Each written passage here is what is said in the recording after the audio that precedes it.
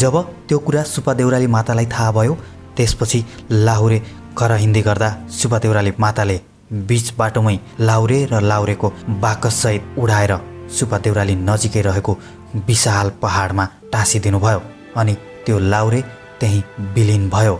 आदरणीय दर्शक महानुभावहरू, आज हामीले यस भिडियोमा सुपा देउराली माताको उत्पत्ति कसरी भयो र लाहुरे टाँसिनुको रहस्य के हो भनेर तपाईहरूलाई जानकारी दिनेछौँ। महेन्द्र राजमार्गको गोरुसिङे सन्धिखर्क सडकको गोरुसिङे चोकबाट झन्डै 47 किलोमिटर दूरीमा रहेको अर्घाखाँचीको प्रख्यात मन्दिर सुपा देउरालीबारे नसुन्ने बिरलै होलान्। यो मन्दिर अर्घाखाँचीको सन्धिखर्क नगरपालिका वडा नम्बर 7 मा पर्दछ। प्राकृतिक सौन्दर्यले भरिएको महाभारत पर्वत श्रृङ्खला अन्तर्गत पहाडको खोजमा रहेको यो मन्दिरको दर्शन गर्न नेपालका विभिन्न